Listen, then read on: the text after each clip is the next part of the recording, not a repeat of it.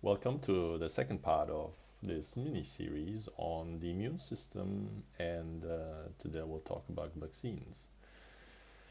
Um, I thought long and hard before doing this one. Vaccines, it's such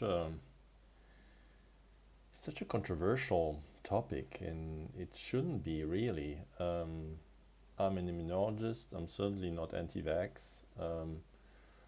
I admire and explored the beauty of the immune system for many, many years. Um, But that being said, I felt kind of throughout the years there's almost an obligation for immunologists to be no, this vaccines are 100% safe, and yeah, like don't worry about it, take them and take the boosters and take everything, and that's where I started. That's where I'm really having problems. Like as I'll talk today, there's nothing anti-vax about just trying to make a product better, or trying to understand whether there's side effects, or trying to understand the mechanism behind it all. There's nothing wrong with that. That's what an immunologist should actually do. Um, and since I understand the power of the immune system, I'm certainly not against using it to protect against disease, to cure disease. I already had I'm not sure if you watched I already did the first little primer on vaccines earlier on this channel. I talked about there's different vaccines. A vaccine by itself, it's I wouldn't say it's a meaningless term, but it's a very broad term. There are prophylactic vaccines against infectious diseases. There are therapeutic vaccines. I personally worked on cellular vaccines against melanoma in New Zealand when I was still there, where we just re-injecting the patient's own, there was a manufacturing GMP grade process to generate some antigen presenting cells and load them up with tumor peptides, and then re-inject them back into the patient to initiate an immune response against potentially their tumor. So this is something I'm very passionate about, the immune system, because it's so powerful. Um, so if you think about, so what is the purpose of a vaccine? And let's just look at prophylactic vaccines, because otherwise the discussion is going on for too long. Let's take at prophylactic vaccines against infectious diseases, right? So you want to prevent a viral infection. So historically, it took a while. If you're looking at the history of the immune system, the history of vaccines, first of all, we had to come up with a term that germs actually create disease. Before that, we didn't actually know what caused disease. Then we identified these little things, these pathogens, viruses, bacteria that cause disease, and then perchance someone, basically had the idea to just expose someone to something, and then just observed empirical observation. Oh, well, these people are protected against X, Y, and Z. So the the concept of a vaccine is to prepare the immune system against a potential future threat. And this preparation works because the immune system has memory. It memorizes things. Oh, I've seen you before. You're up to no good, so I'm just going to fight against you. That's it's a perfect concept, and it's perfectly viable to use that as a strategy to protect against disease. So, so initially, um, the only way really to do that was to take that bug, that pathogen, and to inactivate it. So you basically weaken it, so that when you inject it or administer it to a person, it's not really that strong of a disease, but it still enabled the immune system to see it and to be educated and to memorize it. So we call this attenuation. So we just weaken it, and so that you have a milder form of the disease, and then you initiate, you build up memory, and then the second time around, you're kind of protected. So, because intrinsically this was kind of unsafe. I mean, it was the safest at the time, but as technology advanced, you know, the ability to manufacture proteins, to do genetic engineering, to generate recombinant forms of different forms, proteins and antigens, well, then the entire vaccine field moved away from the actual pathogen and just used little fragments of the pathogen, specific proteins. You know, for SARS-CoV-2 it was the spike protein, because that's the spike protein, that's the one you want to inactivate with antibodies. So you take something, a valid target, typically based on biology you would know what a valid target is. You take it, you can generate, you take the gene, basically you extract it from the pathogen, you put it in a vector. That vector generates protein, and then you can take the protein and use that as the basis for the vaccine. Now, a very important thing to understand about the immune system is that it has a lot of checkpoints. And those checkpoints, certainly you might have heard about it, because there's something like checkpoint inhibition in cancer immunotherapy, where you remove one of those checkpoints. So these checkpoints exist. They exist for a reason, because the immune system is so powerful that there needs to be specific barriers to avoid eliciting an immune response which may be pathogenic. A strong immune system, a strong immune reaction, for instance in the case of sepsis, can kill the host. So you want to be able to generate an immune response only when it's necessary. Not when you think like, oh, there might be something wrong, let's just launch an immune response, and then suddenly it's actually to the detriment of the person. So there are these checkpoints. And that's why just injecting or administering a protein is the absolutely wrong thing to do. You usually, but again, like there's a lot of nuances to what I'm saying, but I don't have the time to explain it all. But if you expose your immune system to a protein in the absence of so-called danger signals, so one of these checkpoints, you might actually tolerize your body to that protein. Building tolerance, meaning that the next time your body sees that thing, it's been tolerized, so it thinks that thing is okay, because it came the first time around in the absence of a danger signal. The protein itself is not a danger signal. The protein is just a protein. Yes, the immune system might see it as foreign, but you need a second signal to actually really mount an immune response against it. So, and without that, you might actually induce the opposite, to tolerize your immune system against it. So there is a need for an adjuvant in the absence of the entire bug, of the entire virus, of the entire bacteria.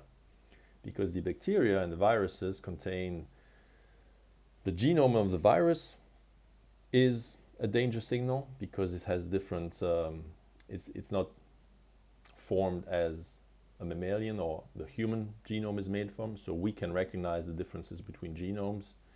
So that itself is a danger signal, plus a viral capsid, a protein or something like that. So that makes, you have the protein and you have the danger signal. In the bacteria, there's various compounds in the bacterial cell wall, like LPS, lipopolysaccharide is one example. So that's a danger signal, and then you have the bacterial proteins. So you always have the protein and the danger signal at the same time.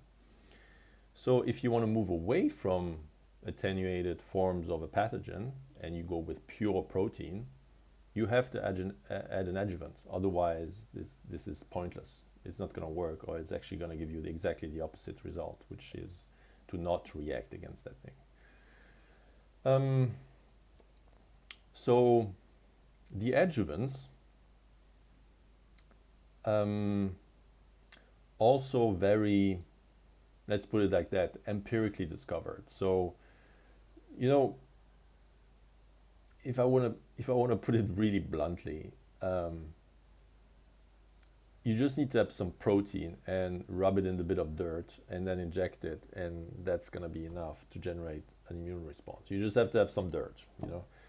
And so when you hear these days discussions around, oh well, then there's aluminium in vaccines, blah blah. Aluminium is the adjuvant. You want it in there. It's Aluminium has for decades been used without actually knowing how it works. I think now we understand a bit more how the adjuvant activity of aluminium works, but it is the adjuvant, so you cannot remove it. It's part of the thing. So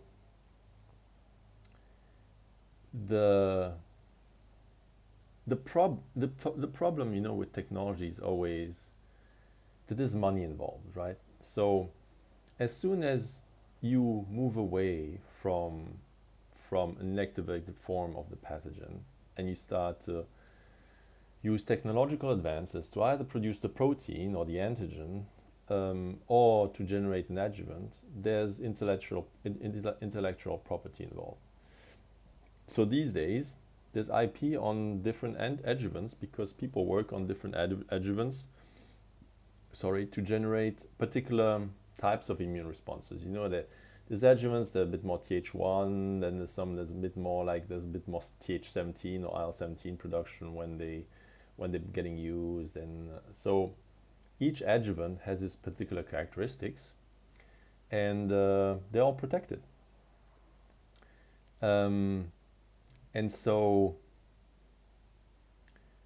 there is no doubt that the vaccine in no way, shape, or form mimics the pathogen. The only thing you're trying to do is generate a memory immune response against a particular antigen. I once heard, I can't remember where I heard it, but some immunologist, some scientist likened the vaccine to a flight simulator. And that person was saying, well, no, you can fully train and to every single circumstance, and then, but without any risk. That's not true. That doesn't even make sense. There's always risk involved in generating an immune response. And let's just take the base concept here of mimicking something. It doesn't simulate the pathogen whatsoever. The immune system is highly attuned to where it sees the pathogen in the first place. So if a virus comes through the lung, it's different than if a virus comes through somewhere else. And then you build something like a resident memory response. So some cells stay put where they saw the antigen the first time, because it's likely that the second time around it's going to come through the same entry door.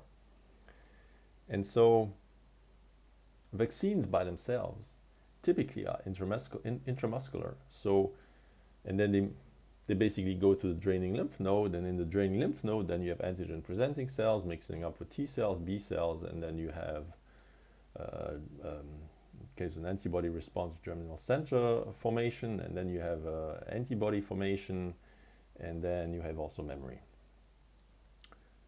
This is more or less a circulatory immune response. So you're gonna, intramuscular, there's no really port of entry. It's not through a mucosa. It just goes straight into the body. And so the immune response is not going to protect any particular part of the body with that kind of administration. So you're not mimicking actually the pathogen. Let's just take the example of SARS-CoV-2. Comes through the lung, And so if you have the infection, you will build a very strong resident memory for immune um, repertoire. So some of the cells, T cells, B cells, will actually reside in the lungs as a memory cell and protect the lung from there.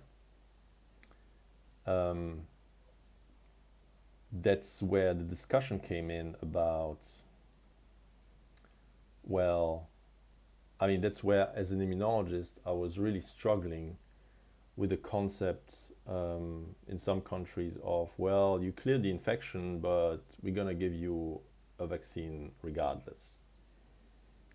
The infection in that case is like a successfully defended infection with the risk that it involves. I'm not saying an infection has no risk, of course it has, but once you've cleared the infection, you will have generated something that no vaccine is able to generate, because you will have resident memory in your lung or for another infection at the site where the infection came through.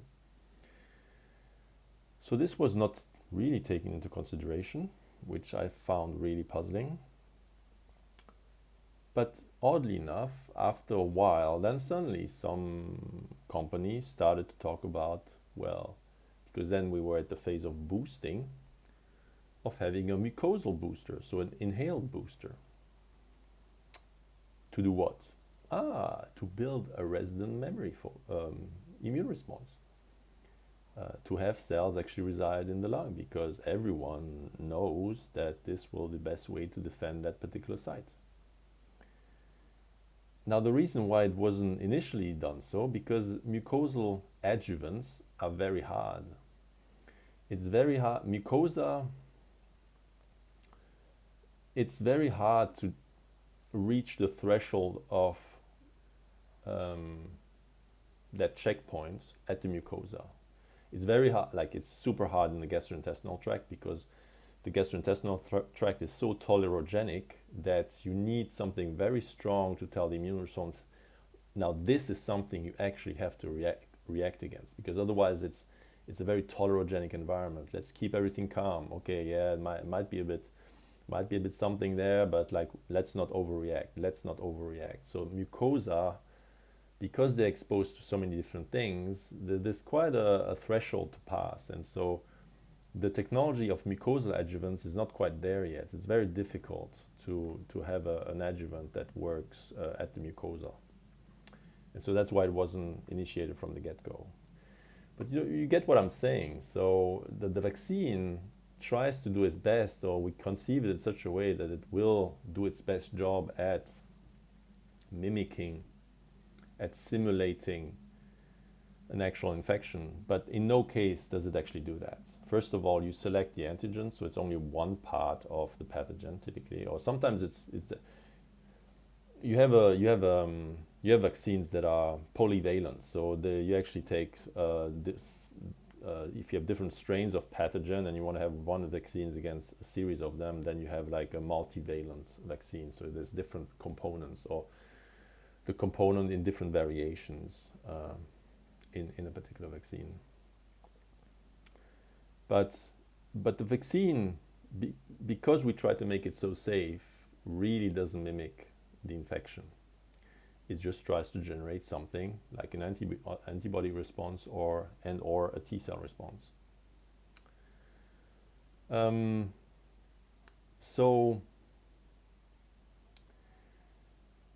let's bring in the mRNA vaccines and what happened during COVID.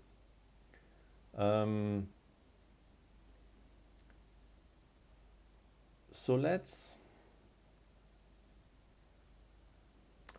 me talk about very briefly about how the first time I came across really in earnest the mRNA vaccine strategy. I was blown away, and it was one of the first papers in humans, because let's put it that way, like there was very limited human data on mRNA vaccination, like before the advent of COVID. very, very little. I heard some people say, we had plenty of data. Yes, I mean, people are working on the mRNA technology for a while. There might be things in animals, quite a bit, but in humans, and definitely not in large populations of healthy individuals. But let's put that aside. So the mRNA, I came across one of those papers from that was published from Ugur Sahin, so the founder of basically the one of the papers of BioNTech,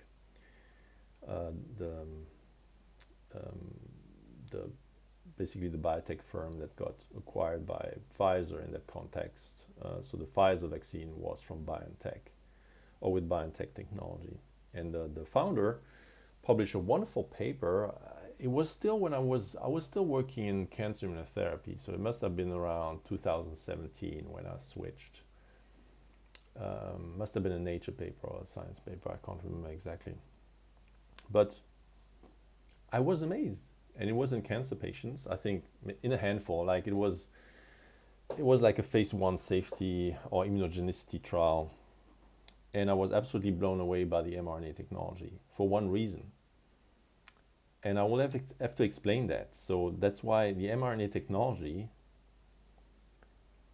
I'm very critical about it for other things, but there's one thing where it's absolutely brilliant for, and it's in cancer immunotherapy, where you want to generate T-cell responses. So I talked in part 1 a little bit about T cells and B cells, and the differences. So a B cell is going to generate an antibody. The antibody recognizes a 3-dimensional structure, So an antibody against the spike protein is just going to bind a part of the spike protein and inactivate it so that the virus cannot bind to a cell and cannot infect a cell. T cells work differently. T cells are restricted by major histocompatibility complex proteins, MHC or HLA in humans. So T cells recognize what's inside the cell. Antibodies recognize what's outside, and T cells what's inside. So in a viral infection, you have antibodies that inactivate virus that floats around in the plasma, in the blood, in extracellular fluids. And the T cell is going to recognize cells that are infected by the virus. And it does so because those HLA proteins, they present small little pieces of protein, virtually anything that's inside the cell. And small little sequences of protein, so 8 to 10 amino acids for CD8s and a bit longer for CD4s. And what Ugur Sahin did at the time, and this was absolutely a brilliant effort, is so he took cancer patients. He did exome sequencing, so he sequenced what gene mutations every single patient had, and then he mapped those mutations to a mutated protein, right? Because a mutation doesn't necessarily change the amino acid sequence. So you need to have an amino acid sequence change, and that change has to occur in a little region that is being presented by HLA to a T cell to have the potential to mount a T cell response against that cancer. And so that's going to be individual to every single patient. Two things are individual: the mutation. Every single patient has different mutations. Second of all, because the HLA is individual to you, HLA is the barrier to transplantation, so this is where all our tissues are different. So, as I previously mentioned in part 1, every one of us presents different parts of a particular protein because we have different HLA molecules in our cells.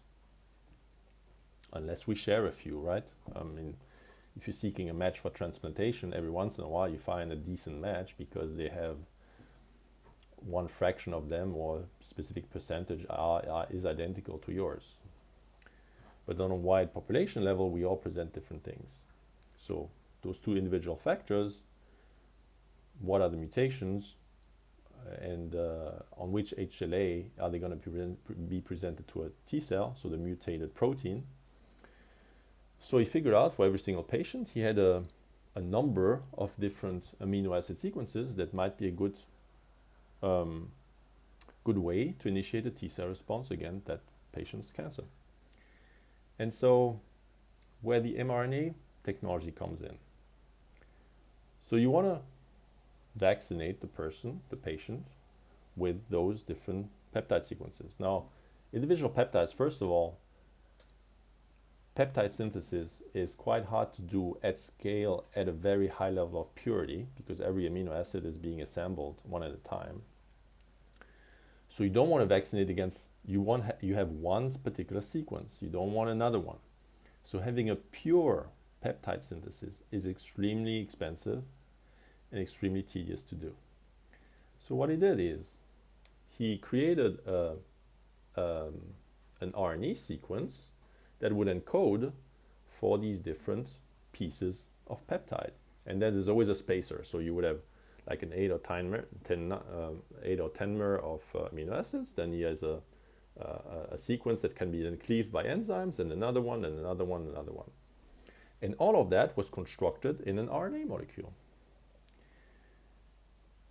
The great thing about RNA is it's upscalable tremendously easily. So once you have the DNA or the RNA sequence or the genetic sequence, however you multiply it, it's very easy to kind of expand, very easy. And it's also you have the same sequence identical. It's not like peptide synthesis where you have purity issues. It's always the same sequence. Once you have it, you have it. And so the advantage is tremendous in that kind of setting. And that's why it was used, and it was proven to be immunogenic. So bravo. I mean, this is like and I think the timeline was like 3 months. So from 3 months of being having that cancer, doing the exome sequencing, figure out which protein, doing some AI modeling into HLA binding, and then figuring out like the sequence, the amino acid sequences, generating the construct, and then vaccinated individuals, 3 months. It's fucking brilliant.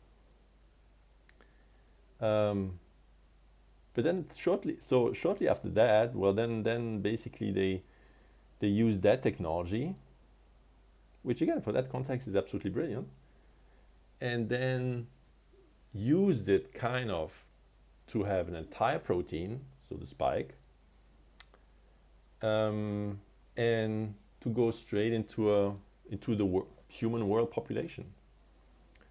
Now, I was less enthused when I heard about that. My first concern being, and I will talk, it's always it's always easy to go in retrospect, blah blah blah. I'm gonna say exactly the thoughts I had at the time, because at the time, I'm like, my first question in my mind was, hang on, so it's not part of a vector where you might have some adjuvant effect that I understand, some kind of, because the RNA is obviously going to be used by mammalian cells, so it's mammalian RNA. It might be, well, it is, currently there's all these technology of self-amplifying on different ways to make the RNA more stable, because otherwise RNA is extremely unstable, and the vaccine itself has to be stored at -80. So the two questions I had was, hang on, so what's the tropism of the vaccine? With tropism, I mean, which cell is that nanoparticle going inside? Every single cell? Because from an immunological point of view, protein, big chunks of protein and formulated in a particular way in a vaccine, some adjuvants are also kind of saponin, so like different chemical structures. So large multi-particulate things cannot be easily taken up by every single cell in the body. The cells, and which makes sense, the cells that usually pick up extracellular, let's put it like that, garbage or the debris or whatever it is, are usually antigen presenting cells because they gobble up the stuff and then are able to present it in a way to, if that thing should be dangerous or threatening to the organism in such a way, it's being presented to the immune system. That's the job of particular cells. And typically that's happened in the draining lymph node. You have these the antigen presenting cells. They just wait for the lymphatics to drain some stuff to them. They're just gonna pick it up, present it, and then there's an immune reaction or there's not, depending on if there's something there. What I didn't understand is, well, okay, you're gonna inject those nanoparticles. Are they going everywhere? Like, who's presenting the antigen? Of course, there needs to be first production of the antigen. But production, if a cell, any kind of cell, a random cell, creates the protein out of the RNA, everything inside will be presented on HLA. So everyone's going to present something. I mean, that was my understanding at the time, was something I couldn't understand. I'm like, wait, what? Like everyone presents to everyone? Like what is this? Like there's no structure to this immune response. So my immediate thought was that cannot work. Like that's going to be an unprofessional way to present antigen. That's not very efficient. That's why we call these cells professional antigen presenting cells. Like dendritic cells, macrophages can do it to some extent. So it's more myeloid cells from the myeloid lineage, not lymphocytes. Although they can to some extent cross-present to each other, but it's not very efficient. So I was struggling with that, and also adjuvant effect. So what's the adjuvant here? How is that going to work? So I heard a few things about, well, the RNA is modified in such a way that blah, blah, blah. Interestingly, like the real mechanistic viewpoints of adjuvant effect of those types of vaccines was published after they were starting to be used. So I think I'm trying to be objective here, there was a whole lot we didn't know about it. Initially I thought, if every cell starts to present to every other cell, I mean that's going to be mayhem. You might have major tissue damage because every cell is flagged to be infected, right? If parts of the spike protein is presented on HLA, and at the same time you're mounting an immune response, at the same time protein is still being presented. So you have this mishmash of stuff. In cancer, this can lead to autoimmunity, or like in cancer, you want this kind of epitope spreading, because once you have enough cell damage and enough damage everywhere, antigens being released all left, right, and center, there's damage associated signaling that happens at the same time. So in cancer, you actually want a lot of tissue destruction so you can epitope spread. So it means there's more antigen being recognized as you accrue the damage. So I was like, if suddenly you have a whole bunch of cells that aren't supposed to present something, I mean, they're gonna be attacked, and then some antigen is gonna be leaked, and then maybe you're gonna launch an autoimmune reaction, blah, blah, blah. So I was really struggling with that technology a lot, and I didn't quite understand how it worked. And mind you, I was in New Zealand at the time, and of course there was some issues with pickup. In New Zealand we didn't have the choice, so there was the New Zealand government pre-ordered, mostly Pfizer. There was options for Novavax, which came later, which I wanted to wait for, but I didn't have the chance to, so I had to get the Pfizer. So So yeah, I had my struggles with it, and because there was little pickup, there was obviously on the TV there were, I would call them infomercials, to explain how the vaccine works, and those 2 minute snippets, mRNA comes in, proteins being presented, response being generated. I mean, it's great. It's great for the general public, but I still didn't know, and I wasn't sure that anybody knows really how these things work, because I had struggle identifying, okay, who presents to whom, what's the sequence of events, because it was so foreign to me. I understand protein, adjuvant, draining lymph node, APCs, but the problem is that RNA, although it's such a great methodology and it can be like ramped up very quickly, I had like, hang on, what is the sequence of events here?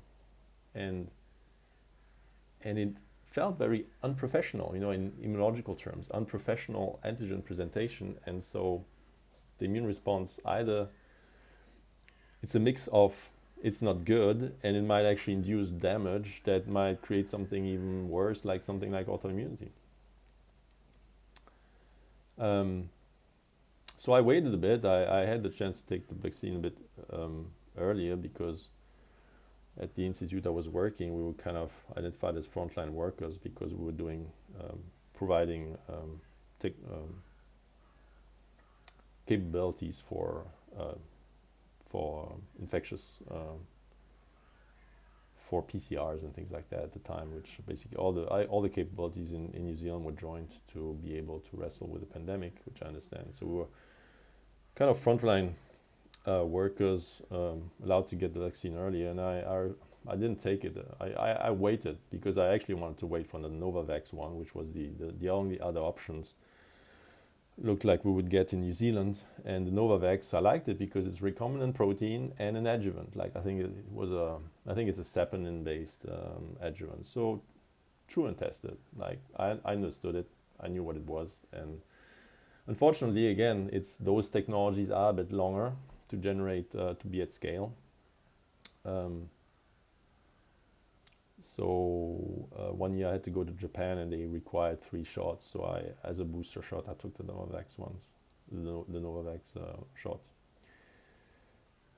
After I had to explain exactly why I wanted it, because everyone, like, there was a lot of Pfizer around, and as soon as you wanted something else, they started to ask questions. But anyway, I explained myself.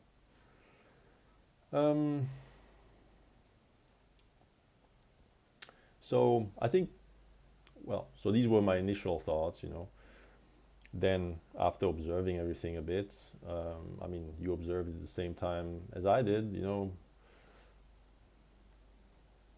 antibodies were generated, but they didn't last very long, right? So then came the boosters, which somehow made kind of sense, based on the different variants that started to circulate. So boosting with the variant that was circulating makes immunological sense. But I felt like a deja vu at that stage when they started to roll out all these boosters. Because I worked a little bit. We had a previous paper that we were working on at the time, where that was around the flu shot, the seasonal flu shot, and where to re-familiarize myself. I had it through. I learned these things through my studies, or before my PhD or something like that. But I had to re-familiarize myself at a higher level with all the literature around the seasonal flu shots and something that's called original antigenic sin. And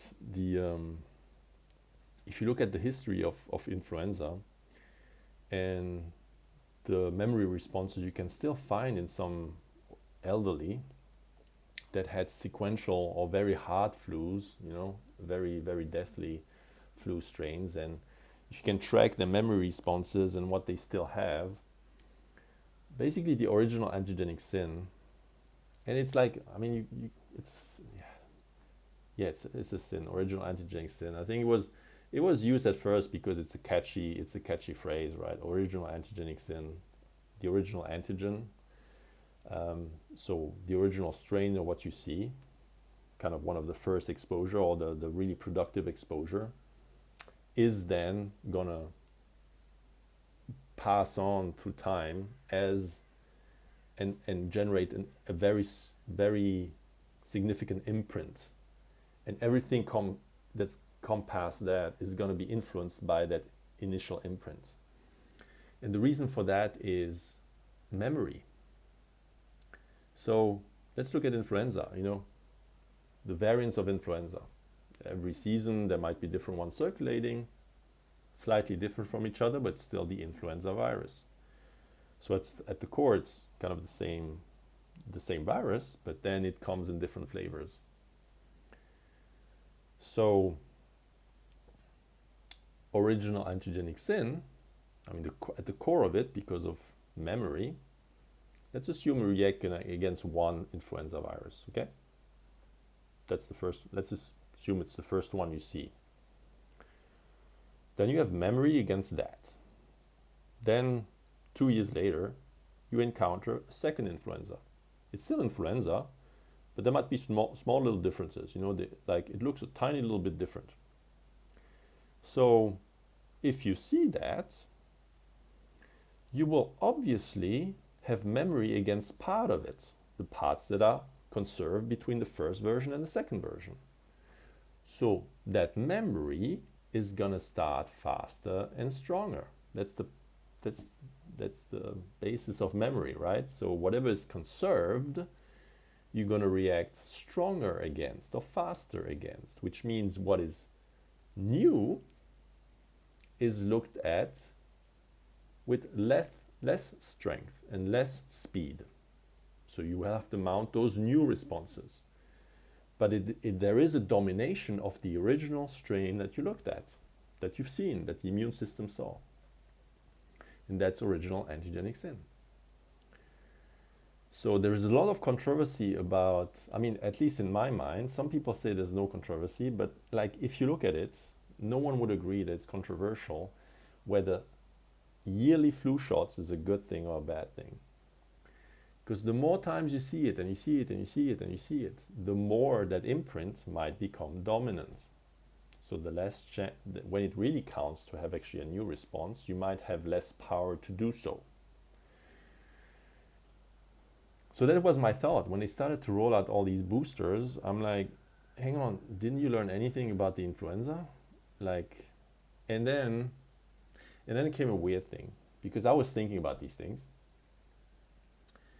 And then after a while, it took a while, I think it took a year, I suddenly started to see these papers pop up portraying original antigenic sin. I think, and I literally, I remember kind of one of the papers, I think the title was Original Antigenic Sin, Not So Sinful After All, or something like that. So you could tell they tried to paint it in a different way, to say like, hey, yeah, we understand that this is a mechanism that is working, but actually blah blah. You put it in a different spin on it.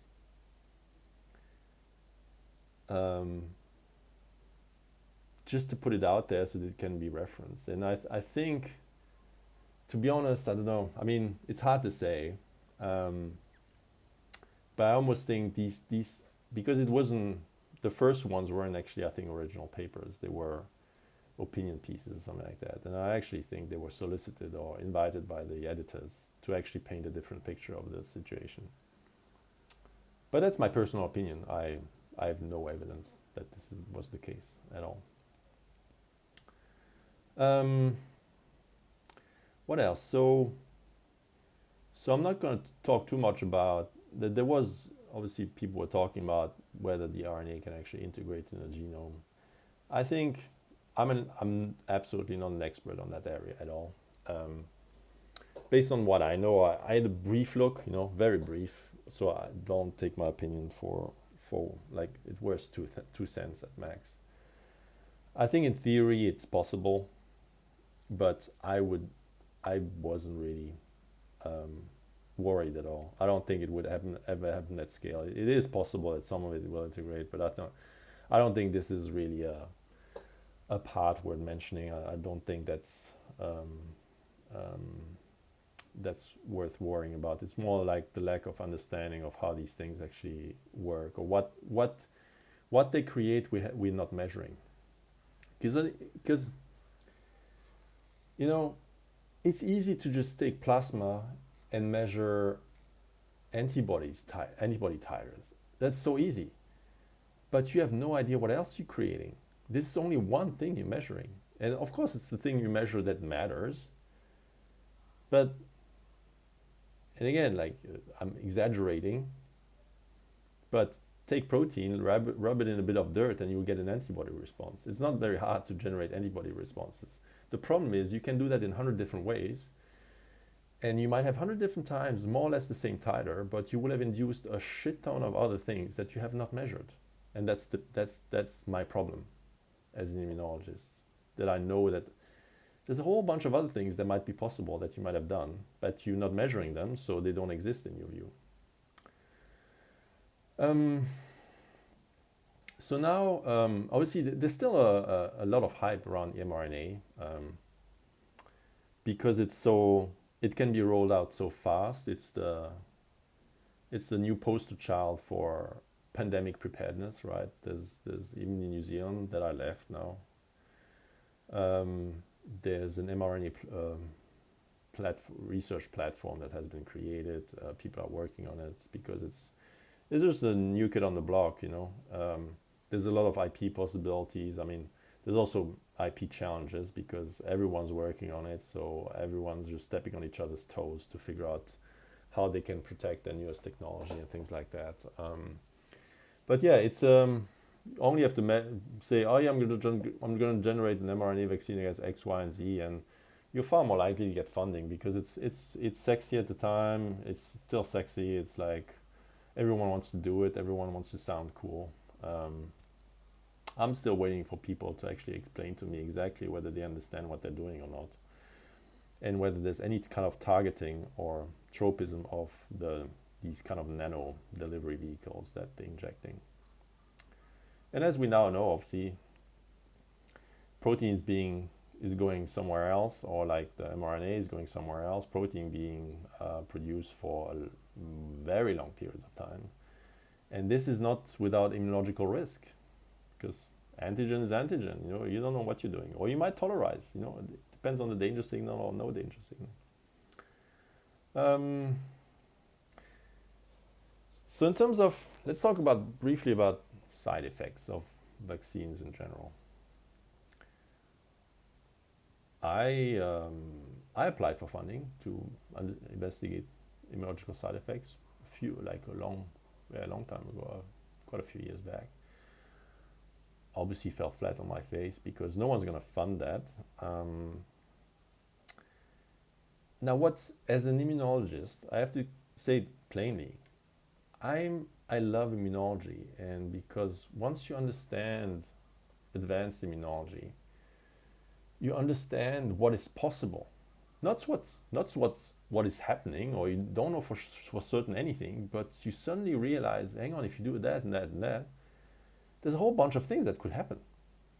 And understanding that, you have a new appreciation for the side effect as almost like a beautiful thing, like hang on, you injected that and then this happens, almost like mechanistically understanding what can happen in the body with the immune system. I think for me it's absolutely fascinating. So that's the angle I'm coming from. I'm not an anti-vaxxer, but I love to analyze things like, this is just intriguing. I want to understand more. And then maybe we could do something that's better, or doesn't induce that, but induces more of the other thing. So that's where I'm coming from with side effects. And so side effects, you know, can be there's so many different versions of what a side effect is. Anything that's related to inflammation, couldn't move my arm for 2 weeks, that for me is not a side effect. You need antigen and you need an adjuvant. the adjuvant, yeah, it's gonna create inflammation, redness, swelling. That's what you want. That for me will never be part of a side effect. A side effect is something that is not on target. Like adjuvant effects are on target. This is an on target effect. Off target is something that you didn't want to induce. That's where the fascination for me comes from. And I think because side effects aren't really being studied that much mechanistically, there's a range, of course, like side effects that happen maybe within a week or something like that, acute. I'm not at all interested in things like,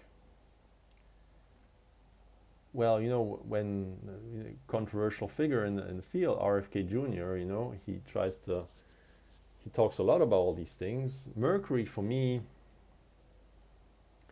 didn't really bother me, because mercury, yeah, of course, it's obvious we need to remove it, mercury, but I don't think at all that most of the side effects were generated by mercury. I don't think so. And I'm also, from an immunological point of view, not really interested in those things. I'm interested in the immunologically driven side effects, the things that have a specific mechanism. Because things like mercury, that's just all manufacturing practice. That's just, okay, let's remove all toxic things.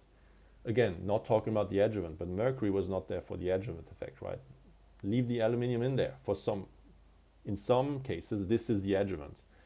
If aluminium is there for another reason than the adjuvant effect, then you need to take it out. Then it has nothing to, like, I want to just have clean immunology, clean protein, clean adjuvant.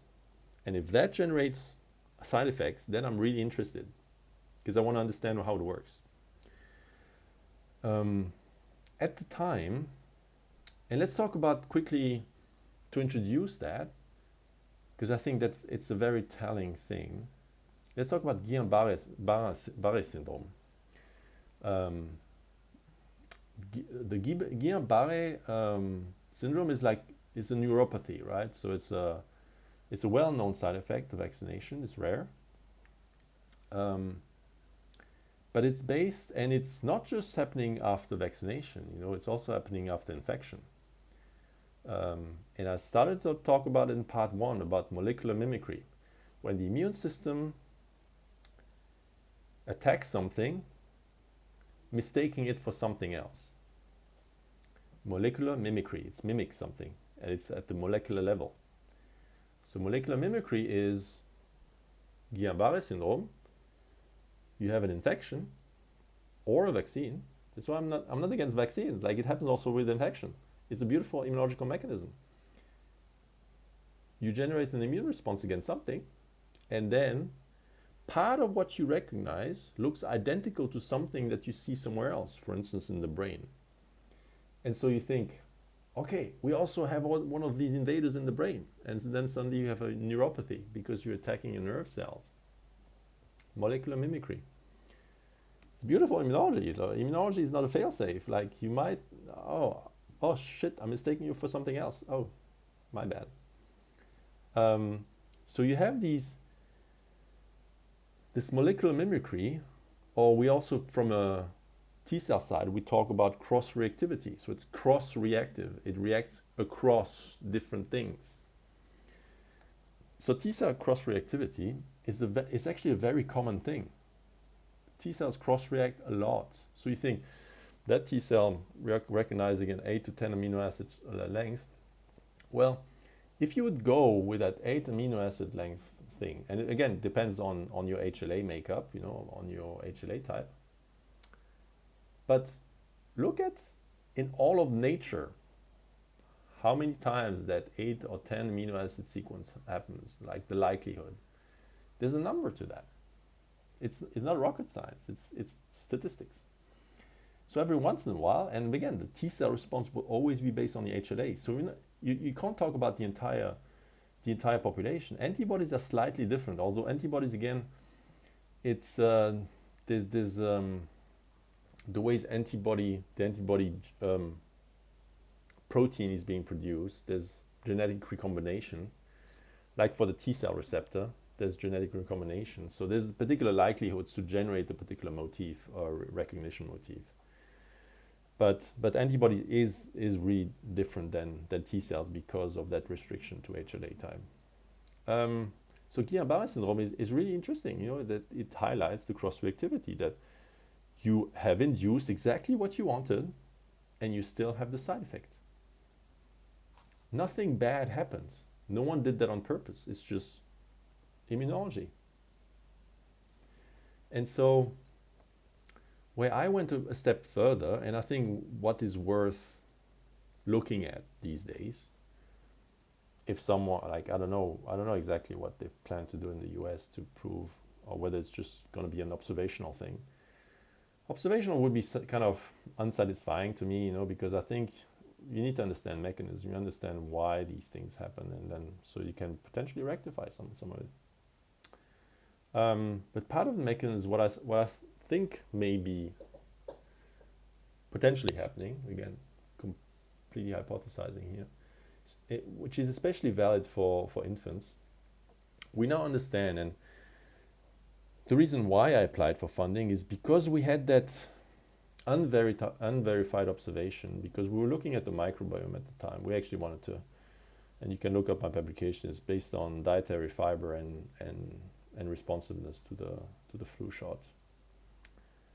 At the time, and the microbiome wasn't analyzed at very high resolution. That's why I didn't really have enough to publish the finding per se, and also there's different ways to analyze microbiome data. So it wasn't, in one way it was really telling, but then when we reanalyzed it, it wasn't that telling anymore. So I dropped it, but I just wanted to reinvestigate it with newer technologies. But what we observed is an impact of the flu shot on the microbiome.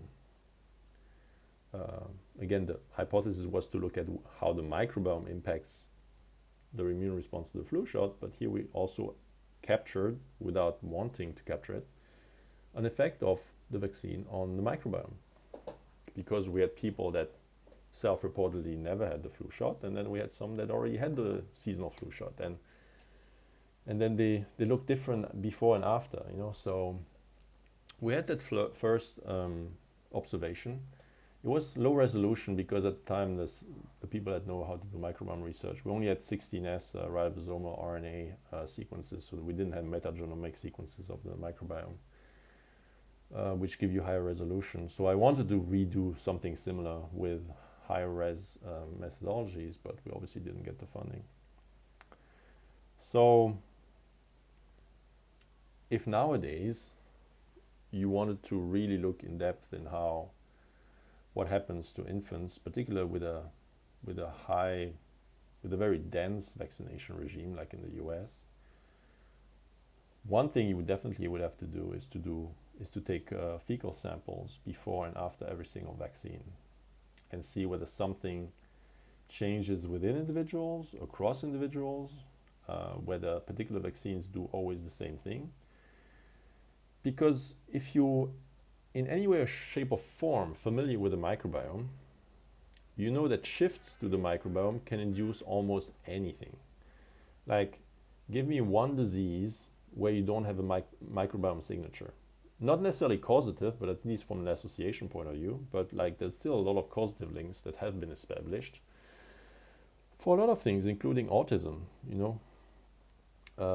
I think you can even take a microbiome from autistic children, transplant it into germ-free mice, and you will recreate signs of autism, whatever that's worth. So, and ever since, there were a couple of papers definitely highlighting the fact that vaccines or vaccination, including of SARS-CoV-2, impacts the microbiome.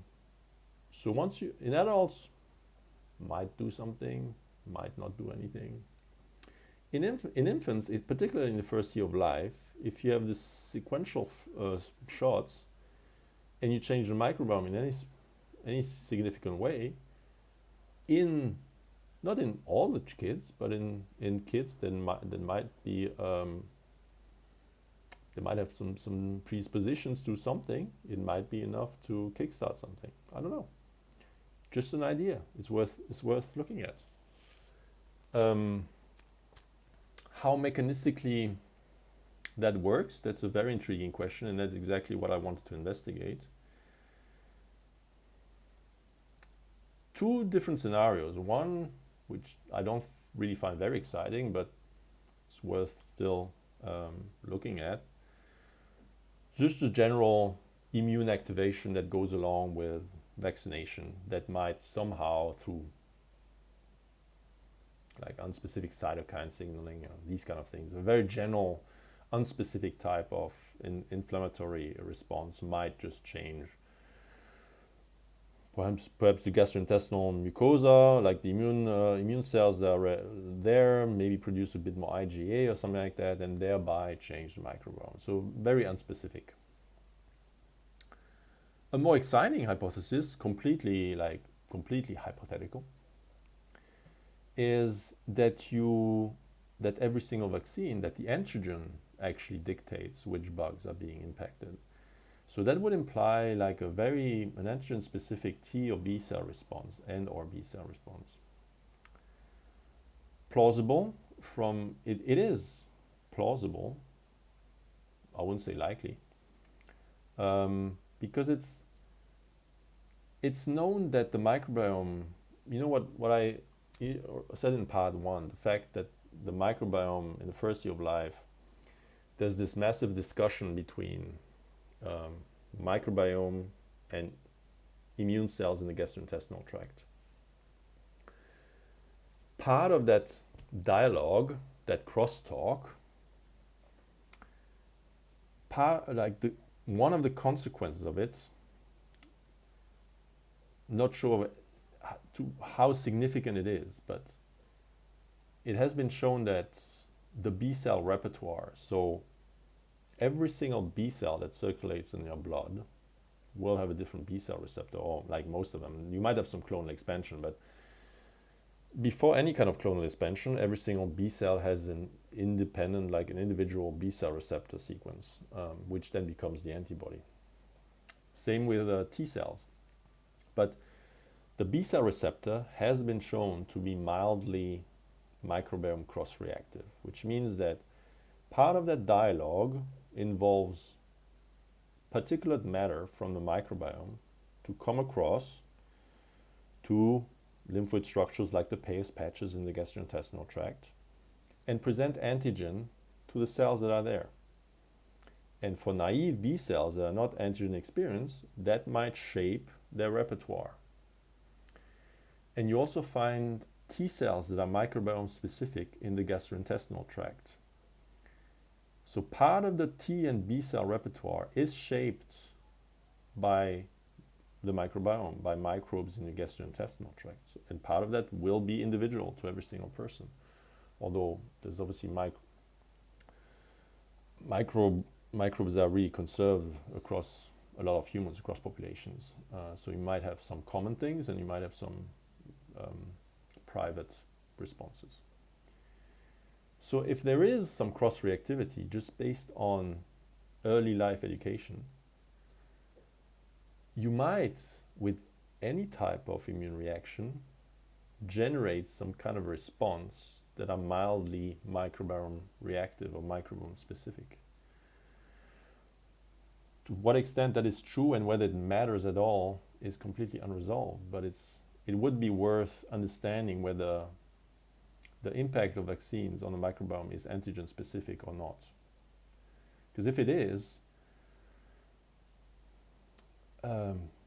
it's important to know, and we might be able to tweak the antigen in such a way that we reduce or optimize the cross-reactivity on the body, including the microbiome and potential autoantigens. And so if there would be unlimited money available, we obviously would start with children. First year of life, you track their microbiome before and after every single vaccine. You do metagenomic microbiome analysis. You take some of the blood. You do high-res TCR, T-cell receptor sequencing. you do B-cell receptor sequencing. The problem with that, I mean, once you have the sequences, that's a fancy methodology these days to look at broadly the repertoire. Of course, you only take a little bit of blood, right? So it's not going to be representative of the entire repertoire, but at least it allows you to capture changes, temporal changes. And the problem is, like, the T-cell receptor sequences and or the B-cell receptor sequences will not tell you the antigen. There are companies that have done TCR-seq or offer TCR-seq capabilities for a while now, and they start to be able to match sequences to antigens. So part of that effort, I think, if the government would be willing to look at all these things and obviously to match it to particular physiological events or diagnoses, that would be the right way to look at these things. Because as I said, vaccinations, like, yeah, I don't care about your titers. Like, it's just antibodies. Yeah, I don't care about your titers. You only analyze that to see if your vaccination works. But you have no clue what else you did. You have no idea. And if there's anything immunologically relevant to the side effects, you're likely to be able to capture it if you look at at the repertoire to the best of your ability, even if it's only in a snippet. But if you do it in a large enough population, and you really do all the high dimensional analysis in a large population, I think you would be able to start figuring out, is there something specific to these side effects that is on target, meaning that knowing whether it's on target or off target. If it's on target and it's just a side effect of vaccinating against an antigen, which would also occur if you had the infection, by the way, or could, that's also something to figure out. You would have to match you would also have to look every single time in those infants, when did an infection occur, and almost right after the infection also capture the microbiome to figure out, are the vaccination doing what the infection would do anyway in some cases? Or is it something, again, which I would find less fascinating, but still important to know, whether it's just a general adjuvant type of effect of where you just have a bit of inflammation and that's why you had a hit on the microbiome or on autoantigens, or you were just running out of luck. But no one ever has addressed these things, and it's almost impossible, or no one wants to listen to you when you talk about these things.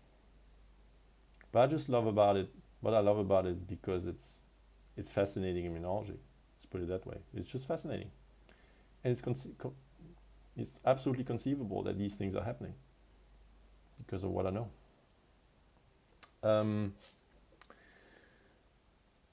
Already 1 hour. Okay, but let's segue into the last thing I wanted to talk about, and only very briefly because it's not my field of expertise. And it's the ethics around it. So, and it's important that I mentioned these mechanistic things into it, because it's important for me to understand, is there anything we can do better, or is it just molecular mimicry, cross-reactivity, and there's just nothing else you can do if you want to protect a larger piece of the population with immunological memory? Like, statistically, you will have the ones that will have cross-reactivity, because again, these things you cannot identify if those mechanisms would be true. There's no way of identifying who would react against these things in such a way. There's no way, because everyone has a different repertoire, and there's some stochasticity in it. And you never know how likely is it for a T cell then suddenly in one person to recognize based on the HLA type a particular autoantigen in the brain or somewhere else. You don't like, maybe if you have big enough numbers you could, but it would be too costly to do these analyses before the vaccinations. No one will actually do it. But let's assume we would work on that and we would know, okay, is there something we can avoid versus there's something about that's just pure immunology and there's nothing you can do about it. It's going to happen in a few. Like, what is the ethics around it? So at this stage, we obviously know Guillain-Barré syndrome is a given. We know that a particular percentage of the population is going to react against something. Mechanism unknown.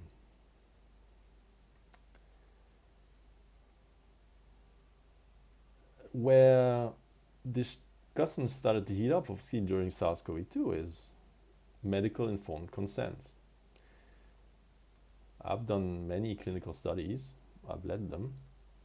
Without informed consent, there's no ethics. Like, you don't have ethical approval if there's not a stage of informed consent where you inform participants of all potential risks and they're allowed at any stage to step out of the study. That's informed consent. There is no way that you would ever go to your GP, to your hospital, and have something done to you that has any type of risk without your informed consent. That's not how things work, at least not in developed countries or in most countries.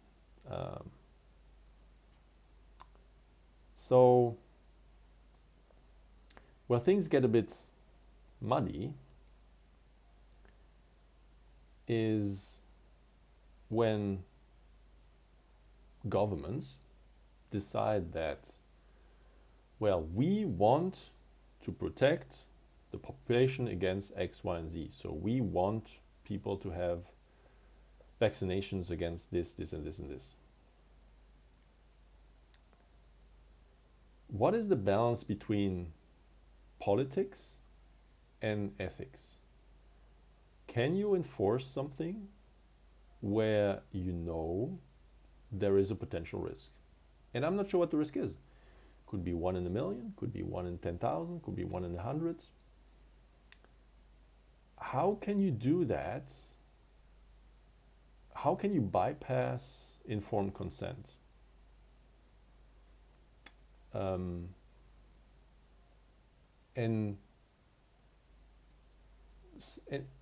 kind of a similar question is, and let's look at SARS-CoV-2, and I think I discussed it in another post.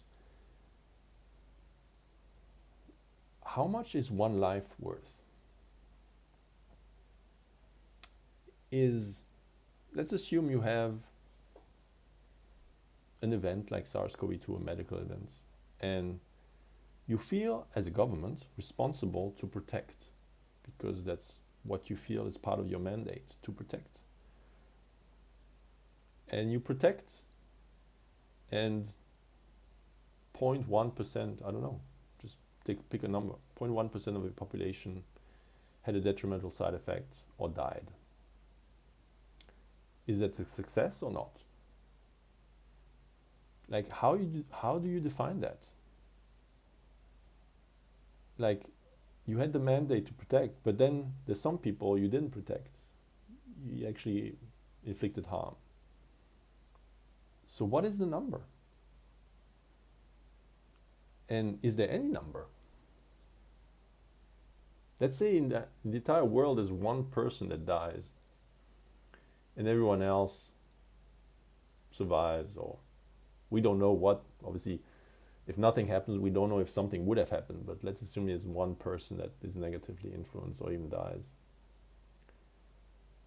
Well, see, that person, that family, that person you said, oh yeah, you're gonna have to take that. What's the ethics behind that? Like, for me, it's an open question. I'm not saying I know the answer to that. I think it's a highly interesting one. But can you force?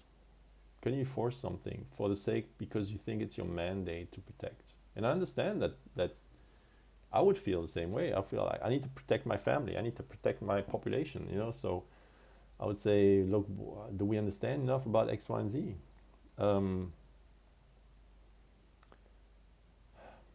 The thing is, so this is, so I would have, I don't even know what I would have done, as if I would have been involved in any kind of governmental decision making. Whatever you do, it's gonna be wrong to some extent. The only thing as a parting comment would be,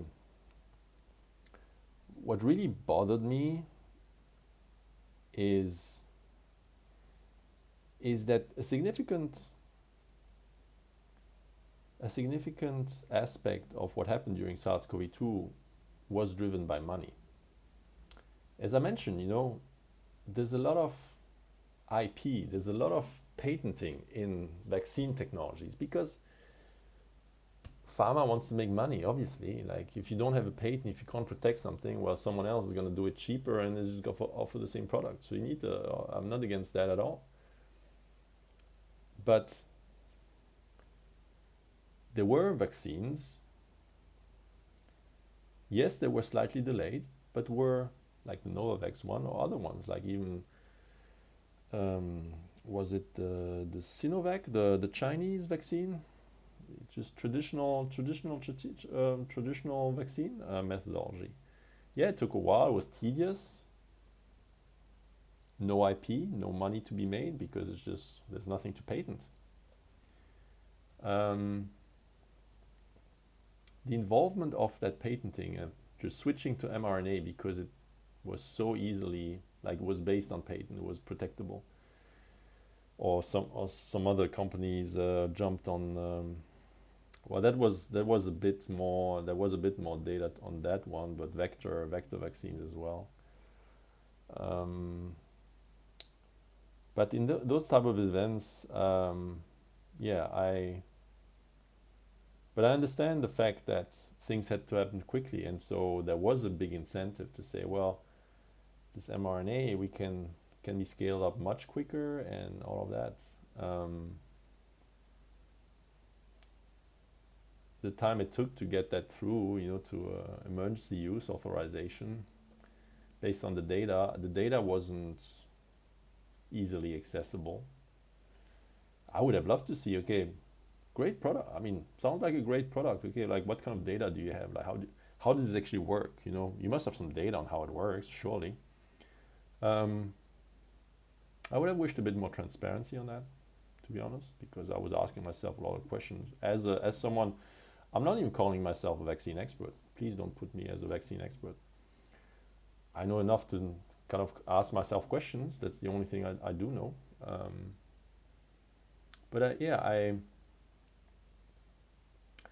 The way things were done, definitely not optimal. And I wish that more of my fellow immunologists would have kind of said something instead of just running with, oh yeah, this is awesome, the vaccines are safe, let's get all vaccinated. Yeah, sure, if you give me a protein with an adjuvant, and yeah, sure, yeah, let's go. No problem. But hang on, how does that work? Do you know how that works? Why are you saying I should take that? I don't know how that works. So yeah.